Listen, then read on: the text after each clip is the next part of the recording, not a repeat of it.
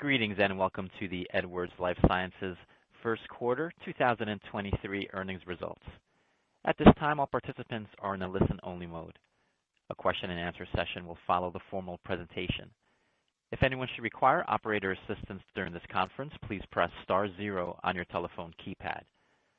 Please note that this conference is being recorded. I will now turn the conference over to our host, Mark Wilterding, Senior Vice President, Investor Relations and Treasurer. Thank you. You may begin. Thank you very much, Diego, and thank you everyone for joining us. With me on today's call are Mike Musalem, Chairman and CEO, Scott Ullem, CFO, and Bernard Zovighian, President of Edwards Lifesciences. Also joining us for the Q&A portion of the call are Larry Wood, our Group President of TAVR and Surgical Structural Heart, Daveen Chopra, our Global Leader of TMTT, and Katie Zyman, our Global Leader of Critical Care. Just after the close of regular trading, Edwards Lifesciences released first quarter 2023 financial results. During today's call, management will discuss those results included in the press release and accompanying financial schedules, and then use the remaining time for Q&A.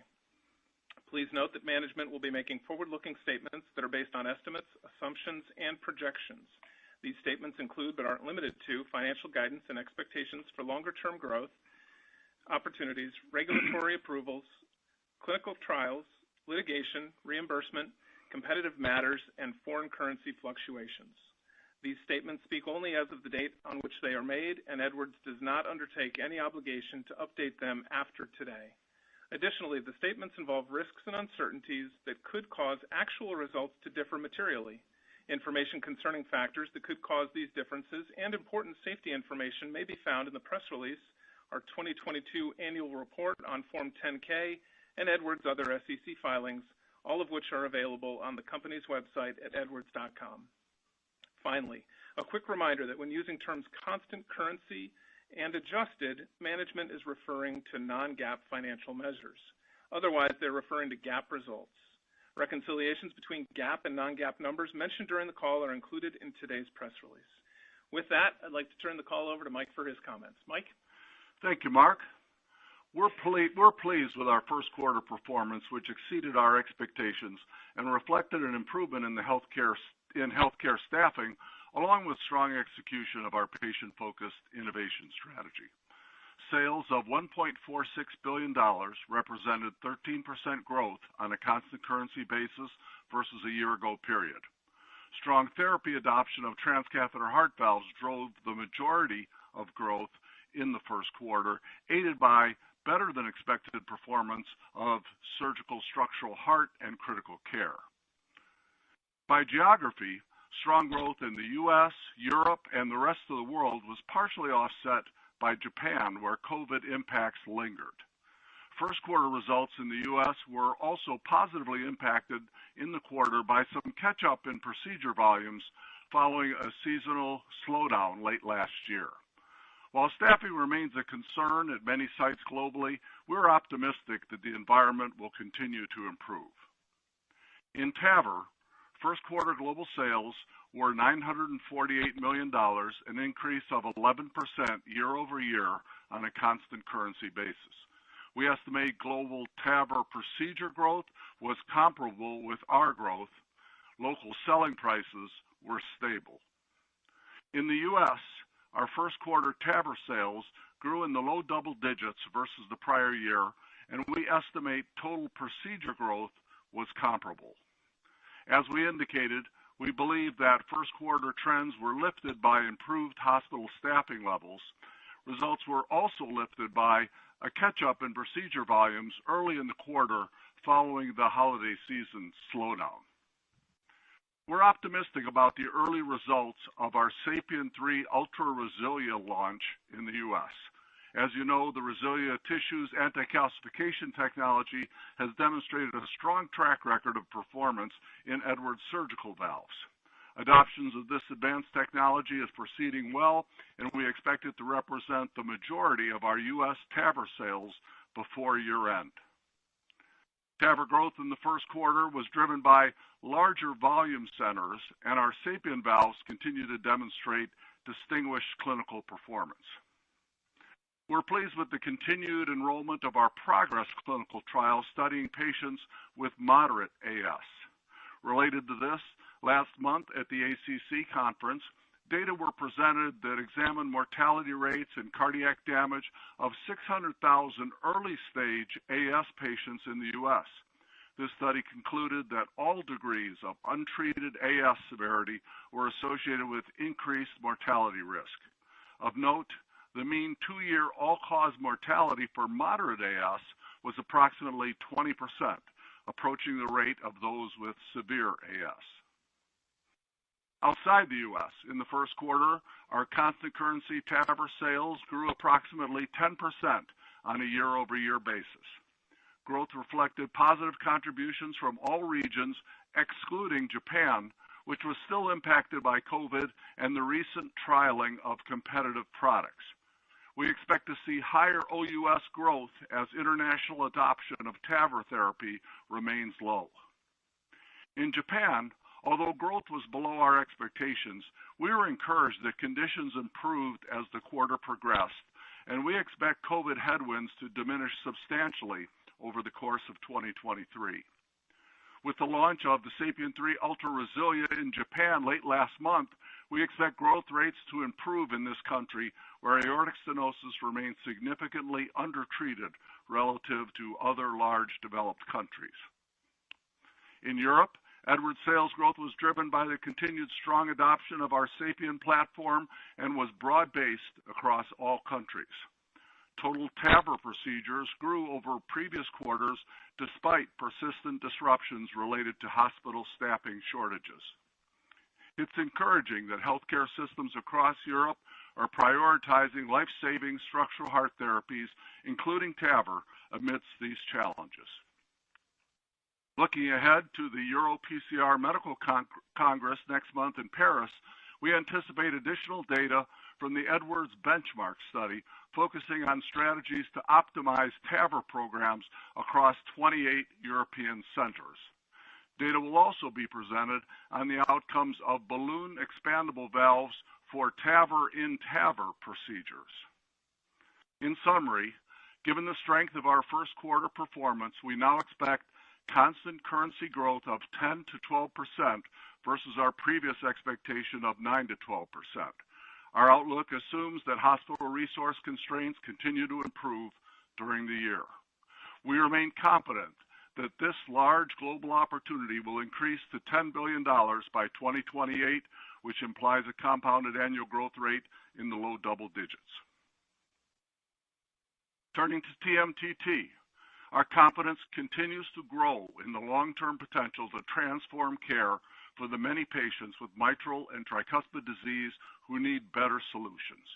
We remain steadfast in our 3 key value drivers to unlock this opportunity: developing a portfolio of differentiated therapies for the complex mitral and tricuspid anatomies, driving positive pivotal trial results to support approvals and adoption, and prioritizing favorable real-world clinical outcomes. First quarter sales of $42 million grew substantially, driven by overall TEER procedure growth, the ongoing launch and growing adoption of PASCAL Precision in Europe, and the initial launch in the United States.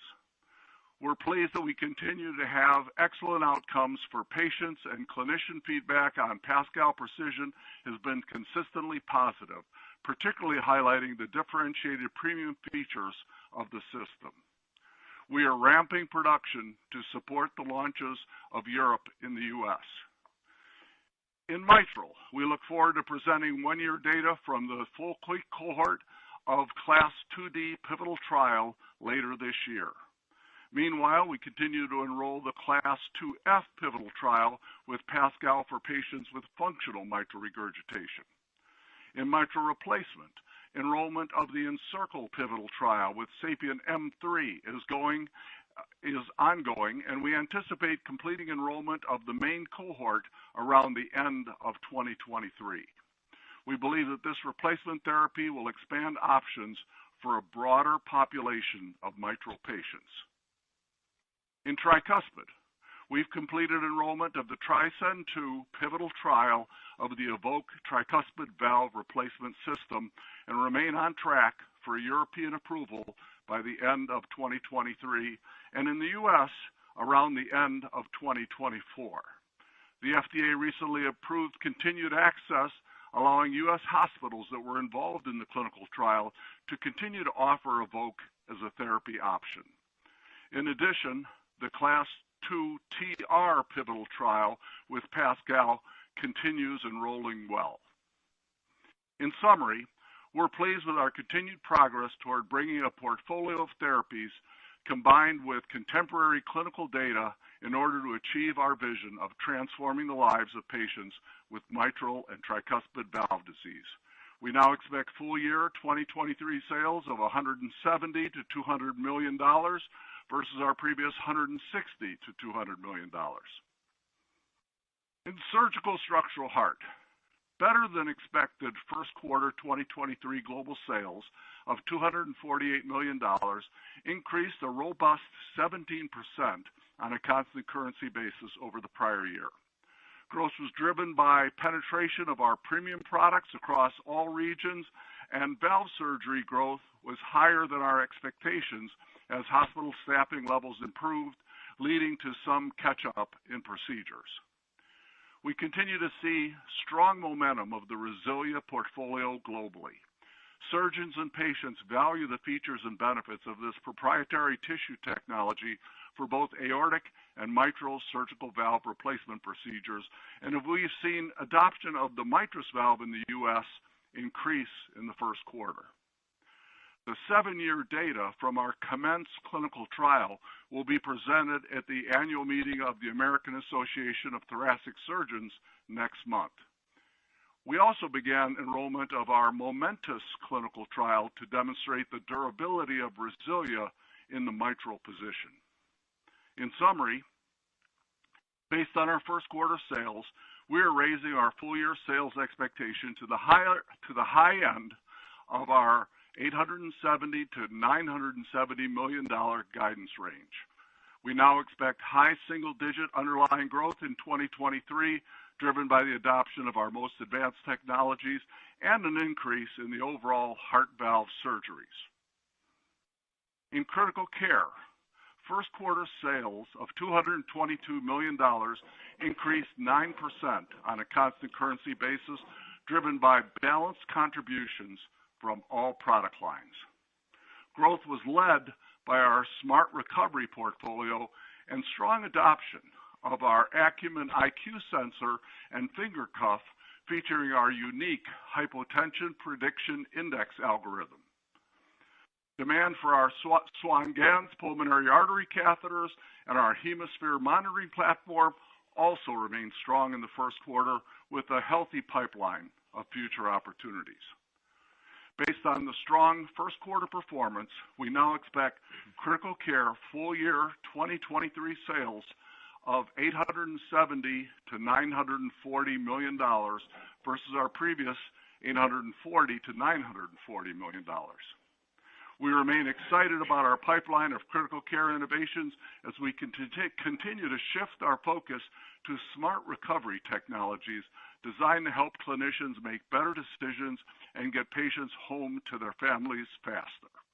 And now I'll turn the call over to Scott. Hey, thanks a lot, Mike. We are very pleased by our start to the year. Q1 was particularly strong in January relative to historical seasonality, and the rest of the quarter was more consistent with our growth expectations. All product groups performed well, and sales were balanced across all regions, with the exception of Japan, which was impacted by lingering COVID headwinds. We achieved total sales in the quarter of $1.46 billion, which represents 12.6% year-over-year constant currency growth. We achieved adjusted earnings per share of 62 cents. Our GAAP EPS was 56 cents and impacted by an intellectual property agreement, which I will speak to later. Contribution from our stronger than expected sales performance was partially offset by a higher provision for performance-based compensation. A full reconciliation between our GAAP and adjusted earnings per share for these and other items is included with today's release. For total Edwards, based on the strong start to the year, we now expect 10 to 12% year-over-year sales growth on a constant currency basis, an increase from our prior guidance of 9 to 12%. We now expect to be at the high end of our previous range of $5.6 to $6.0 billion. Absent material moves in foreign exchange, we now expect full-year TAVR sales of $3.8 to $4.0 billion, TMTT sales of $170 to $200 million, and critical care sales of $870 to $940 million. For surgical structural heart, we now expect to be at the high end of our previous guidance range of $870 to $970 million. Lastly, we now expect our full-year adjusted EPS to be between $2.48 and $2.60. We're projecting second quarter sales to be between $1.48 and $1.56 billion. We're also projecting second quarter adjusted earnings per share of 62 to 68 cents. I'll now cover additional details of our results. For the first quarter, our adjusted gross profit margin was 77.5%, as expected, compared to 77.8% in the same period last year and 81% in Q4. This slight year-over-year reduction was driven by a less favorable impact from FX. We continue to expect our full year 2023 adjusted gross profit margin to be between 76 and 78%. Selling, general, and administrative expenses in the first quarter were $436 million, or 29.9% of sales, primarily reflecting increased investments over the prior year in transcatheter field-based personnel in support of our growth strategy. These investments were partially offset by the weakening of the euro and yen against the dollar. We continue to expect full year 2023 SG&A as a percent of sales to be 29 to 30%, as we continue to invest in field-based personnel and our therapy adoption initiatives. Research and development expenses in the quarter grew 14% over the prior year to $261 million, or 17.9% of sales. This increase was primarily the result of continued investments in our transcatheter valve innovations, including increased clinical trial activity. For the full year 2023, we continue to expect R&D to be 17 to 18% of sales as we invest in developing new technologies and generating evidence to support TAVR and TMTT. Turning to taxes, our reported tax rate this quarter was 14.6%. This rate reflects a 70 basis point excess tax benefit from stock-based compensation. We continue to expect our full year tax rate, excluding special items, to be 13 to 17%. Earlier this month, we were pleased to enter into an intellectual property agreement with Medtronic, in which we agreed to a 15-year mutual covenant not to sue with regard to certain structural heart products. We previously had a long-term IP agreement that expired last year. The terms of the new agreement limit what we disclose, but there will be a reference to it in our Form 10-Q, which we will file soon. In consideration for the agreement, we paid Medtronic $300 million, approximately half of which has been recorded as a one-time charge, and the other half will be amortized over time. Foreign exchange rates decreased first quarter reported sales growth by 380 percentage points, or $44 million compared to the prior year. At current rates, we continue to expect an approximately flat year-over-year impact to full year 2023 sales as compared to 2022. FX rates negatively impacted our first quarter gross profit margin by 70 basis points compared to the prior year. Relative to our January guidance, FX rates had a minimal impact on first quarter earnings per share. Free cash flow for the first quarter was $253 million, defined as cash flow from operating activities of $314 million, less capital spending of $61 million. We continue to expect full year 2023 free cash flow will be between $1.0 and $1.4 billion. Before turning the call back over to Mike, I'll finish with an update on our balance sheet and share repurchase activities. We continue to maintain a strong and flexible balance sheet with approximately $1.3 billion in cash equivalents, and short-term investments as of March 31st. In the first quarter, we repurchased approximately $250 million in stock through an accelerated share repurchase agreement, as well as pre-established 10b5-1 programs. As a result, average diluted shares outstanding during the quarter declined by approximately 5 million shares to 611 million. We continue to expect average diluted shares outstanding for 2023 to be between 610 and 615 million. We have approximately $650 million remaining under our current share repurchase authorization. And with that, I'll hand it back to Mike. But before I do, I know everyone on both ends of this call joins me in congratulating you on this, your 92nd earnings call. We're now in our 10th year of working together, and it's been a privilege at every step along the way. Your leadership and support as the CEO of Edwards has been an inspiration to me, our employees, and I know it's also fair to say the investment community. So with that, Mike, back to you. Well, thanks so much, Scott. That means a lot, and I've truly valued your trusted partnership over the years. It's also a great segue. As part of the upcoming planned CEO succession, Bernard has been serving as president of Edwards Lifesciences since January 1st. Since then, we've invested all our time to successfully transition responsibilities, and I feel confident passing the baton. Next month, I expect to transition to my new role as non-executive chairman of the board, and Bernard will assume the CEO role. I'm excited with the board's selection of Bernard, and I'm confident that the company is in great hands and will prosper under his proven leadership. But before we go to Q&A, I'll ask Bernard to say a few words. Bernard. Thanks, Mike. I feel, extremely fortunate to be leading this special company that has pioneered breakthrough technologies and transformed care for patients around the world.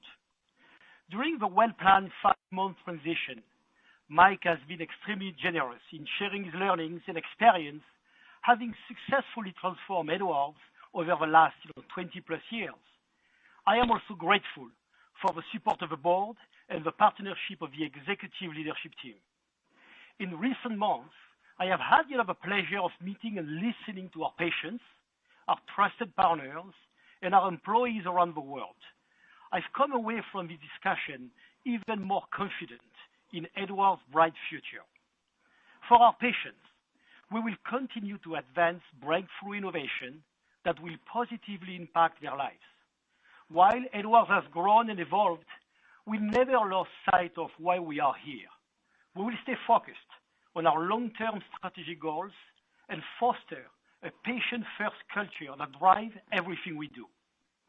We know healthcare innovation requires trusted partnership with physicians, regulators, payers, providers, and innovators, and we will continue to build upon and further strengthen our deep partnerships to take on ambitious goals and address large unmet needs. Transforming care like we do at Edwards is complex, so we remain committed to fostering a culture where our employees really enjoy their impactful work. Our unique organic innovation strategy requires an expert, motivated, and dedicated global team. I want Edwards to continue to be a place that inspires our employees to grow and succeed and attracts bright talent. As you heard from Mike and Scott, we believe that 2023 will be an important year for Edwards as we expect a return to higher sales growth and meaningful progress on our innovations to improve care for many more patients. Looking beyond 2023, I remain confident that our long-term strategy and pipeline of innovative therapy will create significant value for patients and healthcare systems, enabling strong organic sales growth. Finally, I am confident that as we deliver on our innovation strategy, we will create exceptional shareholder value.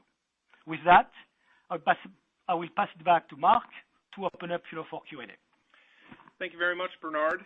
We're ready to take questions now. In order to allow for broad participation, we ask that you please limit the number of questions to 1 plus 1 follow-up. If you have additional questions, please re-enter the queue, and management will answer as many participants as possible during the remainder of the call. Diego, please go ahead with additional details on accessing the Q&A portion of the call. Thank you. Thank you. And at this time, we'll conduct our question and answer session. To ask a question, please press star one on your telephone keypad. A confirmation tone will indicate your line is in the question queue. You may press star two if you would like to remove your question from the queue. For participants using speaker equipment, it may be necessary to pick up your handset before pressing the star keys. And once again, please limit yourself to one question and one follow-up. Our first question comes from Larry Biegelsen with Wells Fargo. Please state your question. Good afternoon. Thanks for taking the question. And Mike, I just want to say I think I've been on almost 70 of your 92 calls, so I just want to take this opportunity to congratulate you on what you've accomplished at Edwards and wish you well in retirement. I just want to take a minute to say I think your pursuit of transcatheter valves may seem obvious now, Mike, but we know that it was a big risk, when you decided to go down that path, and it was clearly the right decision. So congratulations again, Mike, and I'll move on to my questions now. So I'd love to start just with two on TMTT. Just first on the TMTT result in the quarter, the 42 million. I'd love to hear a little bit about the U.S. OUS trends. How much did the U.S. contribute, and just any color on the launch of Pascal. And I have one follow-up. Yeah, well, why don't I get started? First of all, thanks so much, Larry. That's very meaningful to me. And you're right, we've been on a long journey together, and I really appreciate the support from the investment community. So why don't I turn it over to Bernard and Daveen to sort of answer your questions. Yeah, sure. Thanks, Larry. Good question, about TMTT. We are very pleased with this, first quarter results. As you can imagine, we started in Europe, way before. And we also, got, the approval in Europe, for Pascal Precision before the U.S. So it is going, very well in Europe. But, we have been in the U.S. now, for a quarter, quarter plus.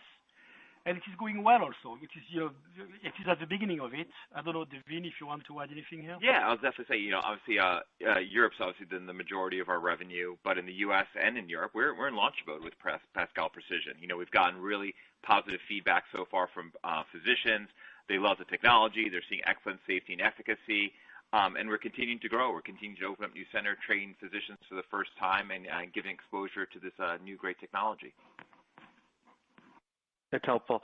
And then just to follow up on Triluminate, the reactions seem to be mixed from some physicians. I'd love to hear your reaction to the data, and put Evoke, which you've just completed the U.S. pivotal trial for, TRISCEND 2, the enrollment. I'm sorry. One would expect with replacement you're going to see better efficacy in terms of TR reduction. But how confident are you that you'll see an improvement in outcomes, such as mortality and hospitalization, with a reasonable safety profile? Thank you for taking the questions.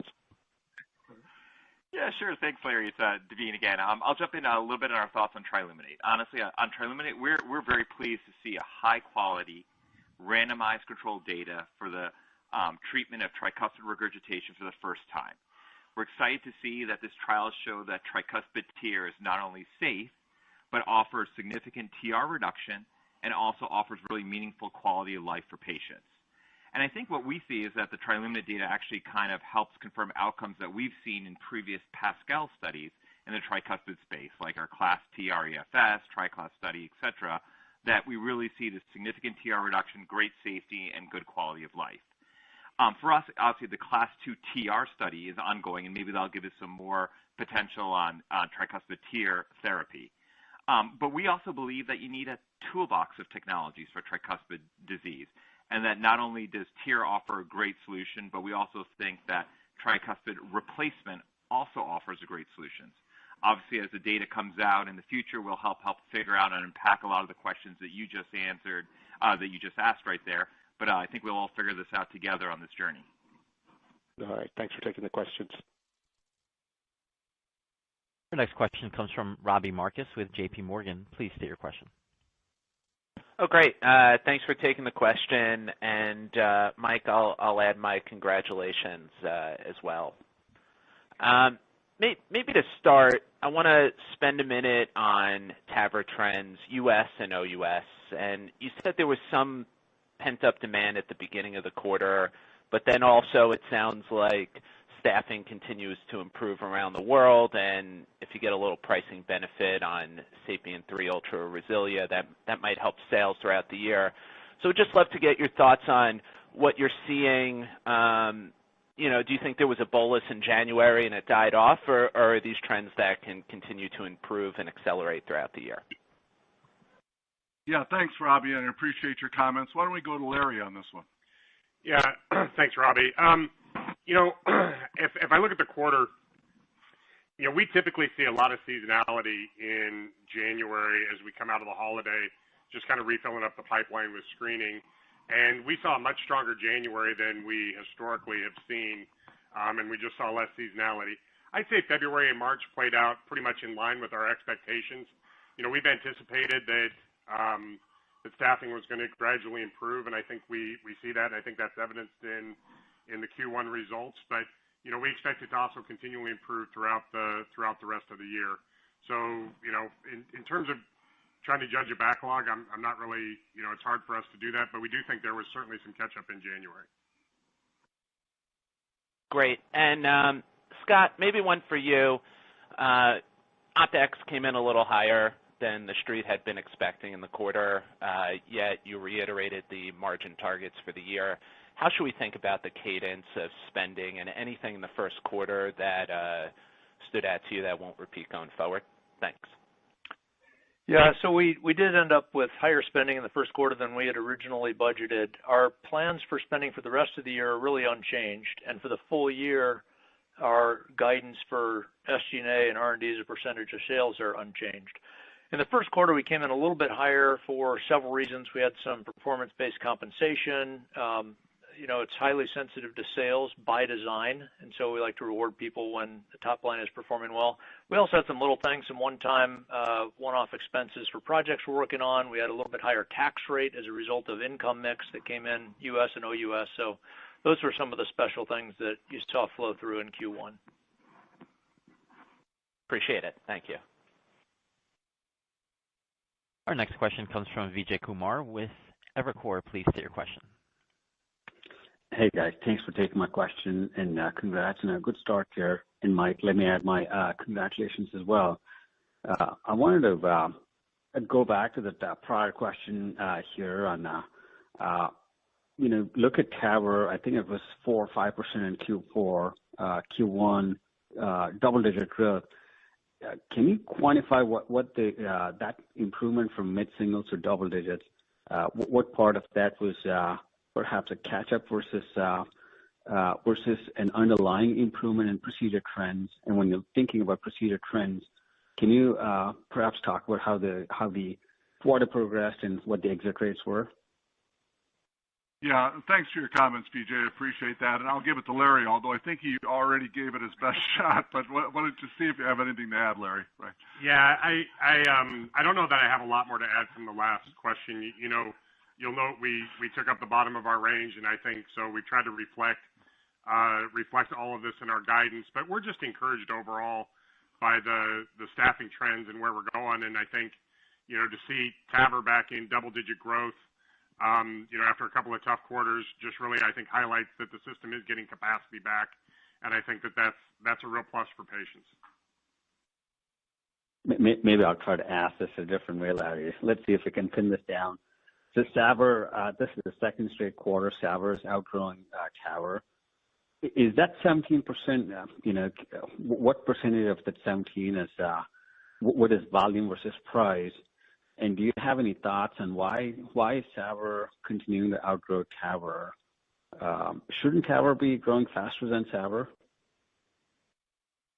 Yeah, well, I think, first of all, we're very excited by the surgical growth that we saw in Q1. I think, it probably reaches an all-time high that we haven't seen in a long time.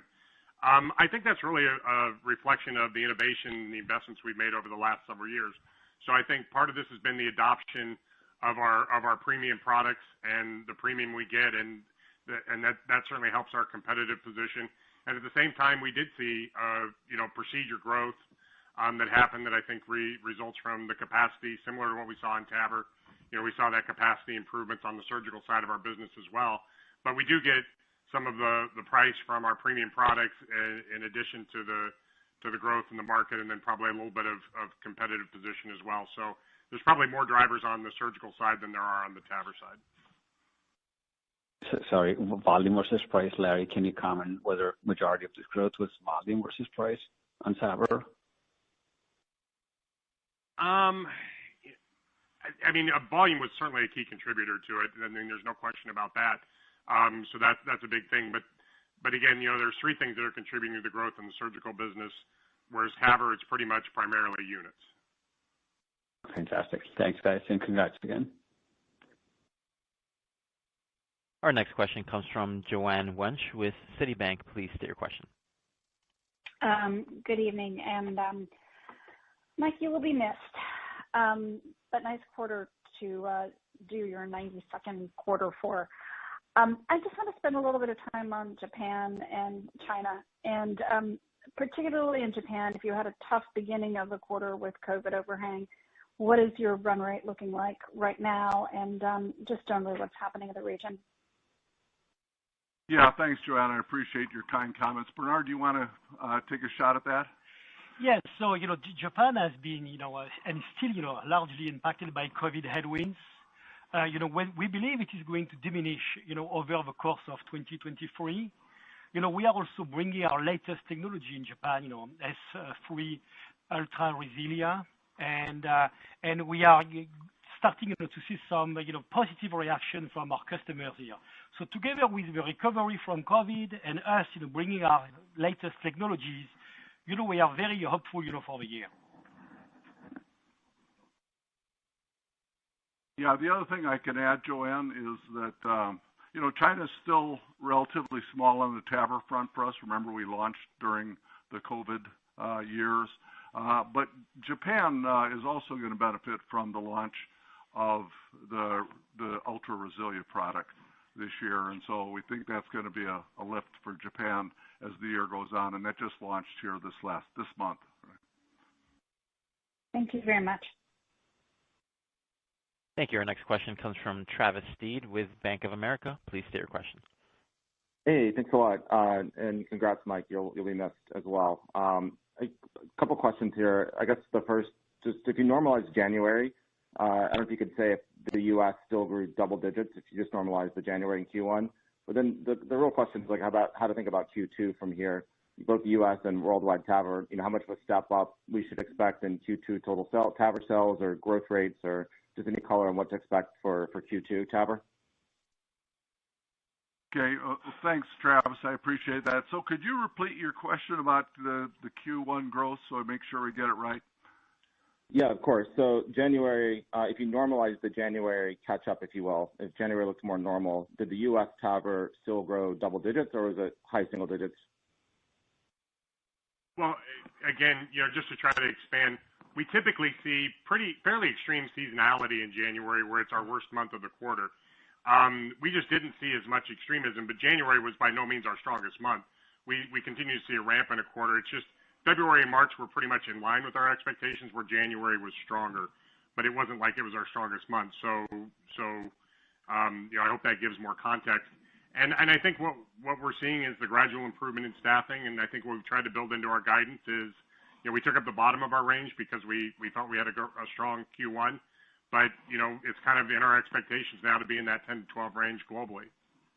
Yeah, Travis, it's Scott. I'll just add to that. Our guidance at the midpoint for Q1 was around 9% growth. That was the $1.41 billion. We beat that by $50 million. Almost half of that was surgical.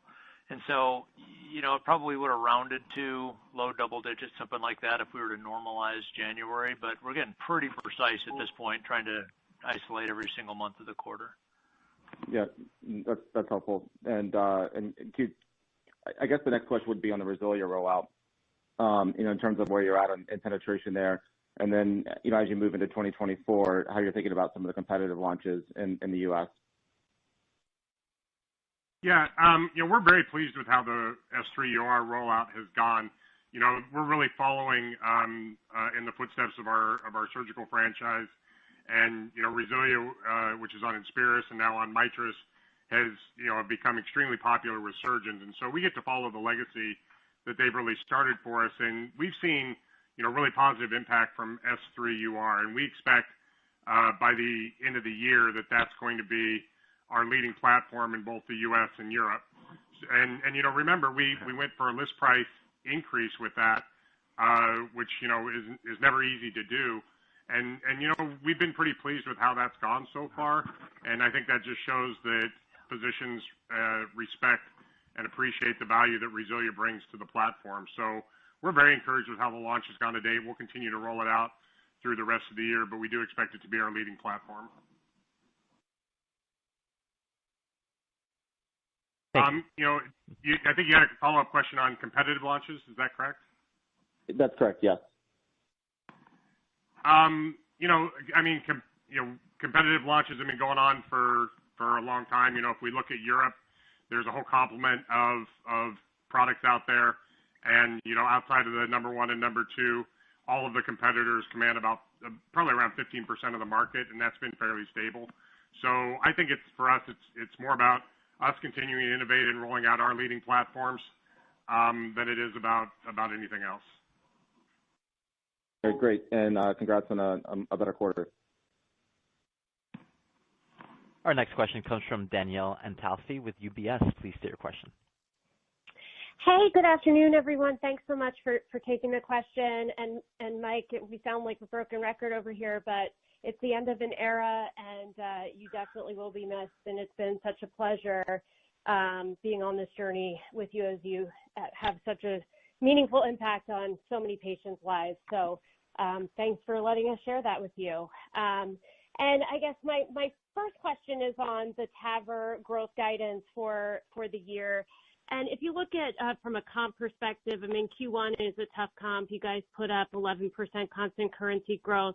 So I guess I get that we had, some sort of backlog work down in January, but I guess my question is, why not a little bit more aggressive on the TAVR growth guidance given the strong Q1 print? Is there anything to consider as it relates to moving through the quarters? Comps actually get easier as we move through the year. So just wondering if you could comment on that. And then I have one quick follow-up. Yeah, thanks so much for your nice comment, Danielle. It has been a pleasure for me. Why don't I turn this over to Scott to go through your question? Yeah, so the short answer is we did increase the bottom of our range. So we're expecting 10 to 12%, not 9 to 12%. It's not a huge move, but it does indicate that we had a nice January, and we're still positive on the rest of the year. At this point, it's premature to start tinkering any more than that with guidance. We think this is the right modeling assumption for us in that 10 to 12% range for TAVR. Okay, that's fair. And I think historically you guys don't tend to raise guidance very aggressively after the first quarter, so that's fair.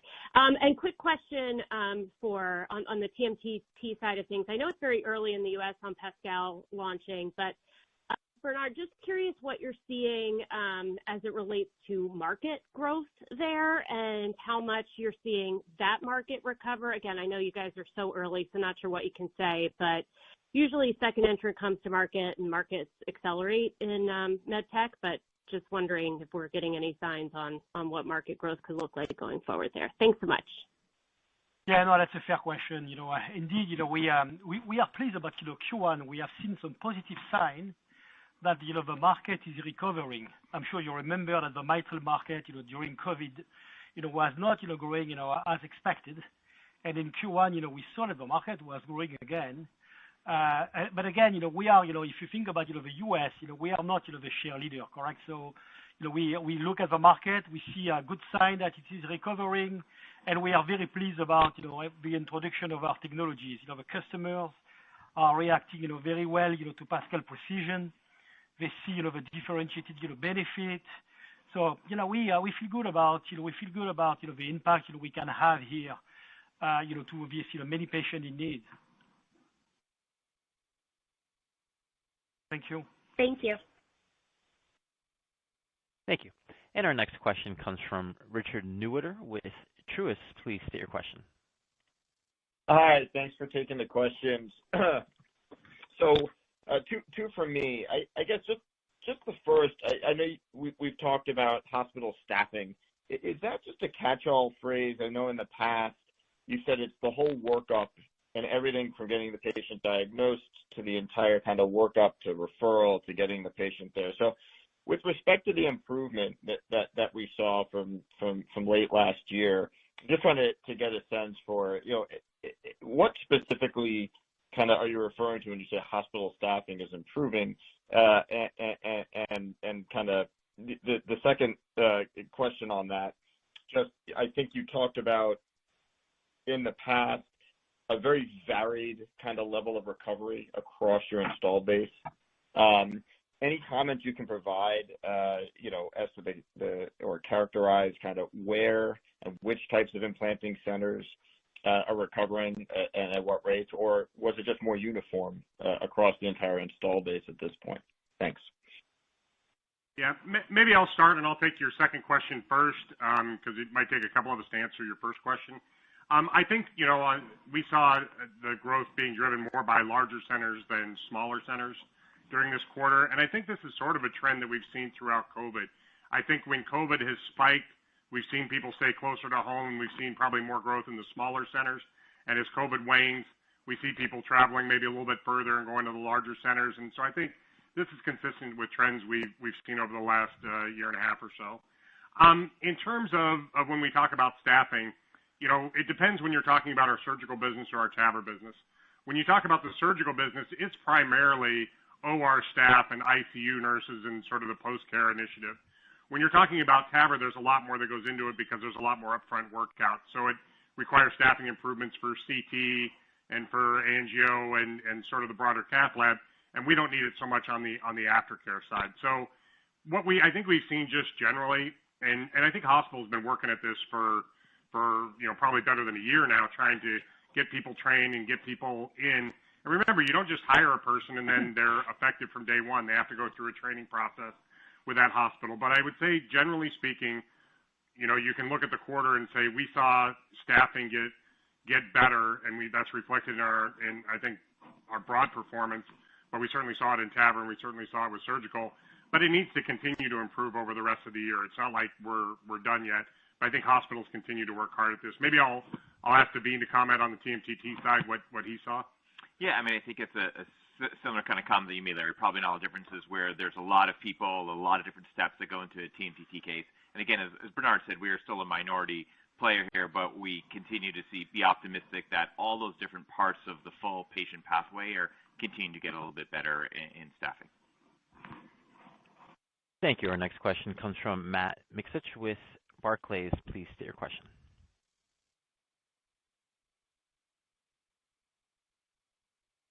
Matt Miksic, your line is open. Please go ahead. Unmute yourself. Hi. Thanks so much. Thanks for fitting me in. So a couple of just quick follow-ups here.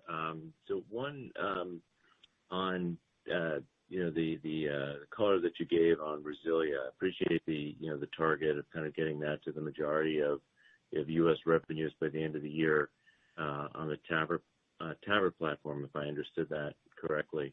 But just broadly, I know you've had a policy of maintaining this kind of set price across across your TAVR platform, even as you sort of moved it up through the generations of products. And that is a little bit unusual. Most companies in med devices do tend to sort of contract and rebate and make adjustments to pricing across, like particularly in the U.S., given the way DRGs work and different hospitals, non-teaching hospitals get different payments than urban hospitals or hospitals here in New York. And I'm just wondering if this, having Resilia in the portfolio at a premium, having S3, call it standard or however you're referring to it in the portfolio, if you're giving any thought to into sort of joining the rest of the group to sort of help some of the smaller centers maybe be able to afford to do TAVR when paying for $30,000 or $32,000 for a valve just might be out of reach, especially given the way staffing costs have gone up. Love to get your thoughts on that, and I have one quick follow-up. Sure. Well, we haven't changed really our pricing philosophy. We do try to be good partners with our hospital, and we did take a list price increase, but that's the first price increase we've rolled out really since launch. This is the first time that we've gone through our price increase, and so the other thing that we've always done is we've always rebated based on volume. So large volume centers obviously get discounted out, but we try to treat everybody fairly across the country, and by having that standardized price, that's the way that we try to do that, and then we try to recognize different centers' performance based on their volume, and that's been our philosophy throughout. I don't see us changing that philosophy. I think that's worked really well for us, and we do try to work with hospitals and bring a lot of value. We still have people supporting virtually every case in the U.S. and the majority of cases in Europe, and virtually all the cases in Japan, and that's just sort of the model that we have. And the other thing we try to do is partner with hospitals and run our things like our benchmark program to help them be more efficient. But if you look at all the data that's been produced for our clinical trials, this is an incredibly cost-effective procedure with almost unprecedented benefits when you look at mortality and you look at some of the other things that it's done. So we feel the prices that we have are more than fair for the value creation that we have. That's fair. And then I guess on the, as centers have gotten more active and staffing pressures does start to ease a little bit. One of the pressure points has been around, the extensive imaging and sort of additional sort of staffing, specialized staffing that's required for some of these, mitral procedures, TEER procedures. Any thoughts on, along the same lines of facilitating, broader utilization and adoption through partnering with hospitals? Anything that you can see yourself doing to sort of help facilitate those procedures, given sort of the specialized staffing needs behind them? Yeah, this is Daveen. I mean, obviously, I think we are always going to look to partner with hospitals. We're going to look to try to help them across the board. We're obviously in our very early days. We try to provide excellent training, top-notch training to get these patients as efficiently and effectively treated, getting through the recovery process, et cetera. And I think our teams, since we're a little bit more in the infancy, we don't have the same kind of detailed programs that kind of Larry has, like Benchmark, et cetera, in the TAVR program. But we're working really hard to try to, on the tier side as well, start creating those as we start getting more scale and being a great partner. I mean, that's a part of it. We all together just want to help more patients together in a cost-effective manner. And that's kind of how we think about it over the long term. That's fair. And Mike, I have to say, it's been something to behold, the culture, the accomplishments of the company. Congrats, and you will be missed. Thanks so much. Thank you, Matt. Our next question comes from Cecilia Furlong with Morgan Stanley. Please state your question. Good afternoon, and thank you for taking the questions. I wanted to return to Japan, some of the comments that you called out just around competitive trialing, how you would frame Edwards' growth there versus the market, understanding you still were seeing recovery in the region, and then looking forward to really what's reflected in guidance from Japan recovery at this point, as well as Ultra RESILIA rollout. So, Cecilia, this is Mike. Can you just zero in a little bit on the first part of that question again? I want to make sure that I understand it.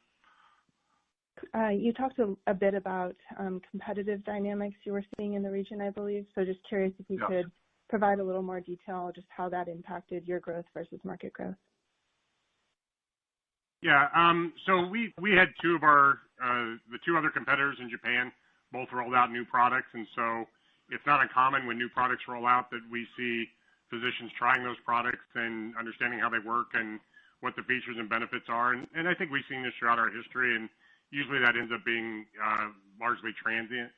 And we're excited because we're just getting ready to do our biggest launch that we've done in Japan since our initial launch, which is S3UR. And so we're excited about that. I think broader on what's in the guidance for Japan is we're expecting a broader COVID recovery. COVID was still pretty big in Q1, and we're looking for a broader COVID recovery and continuing uptake. It got better during the quarter, but we're looking for it to continue to improve throughout the year, and that's what's in our guidance.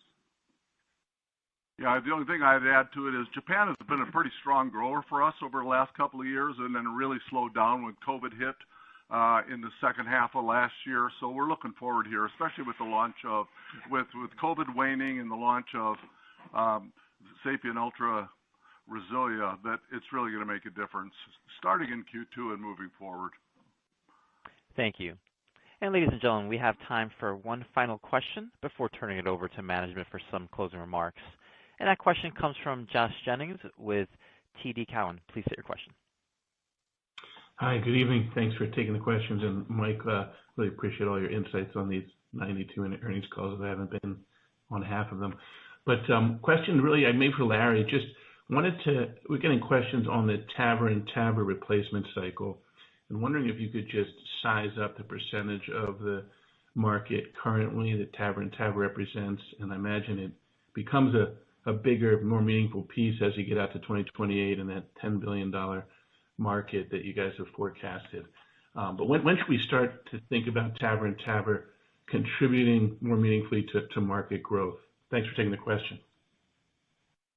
Yeah, no, it's a good question. I don't know that I can quantify it for you today, but we do TAVR and TAVR, but we also do TAVR and SAVR, for patients that have gotten tissue valves.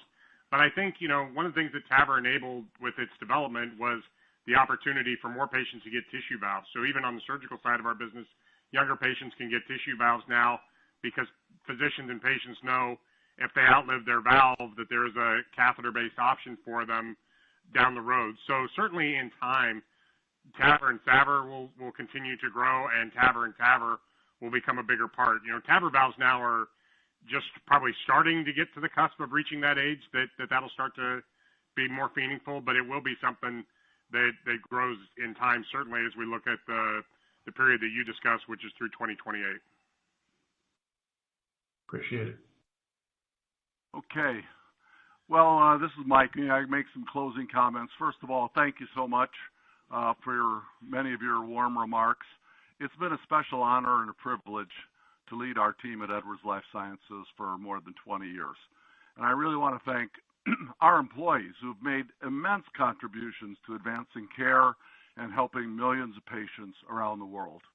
I'm particularly proud of our patients first culture and our commitment to innovation and excellence.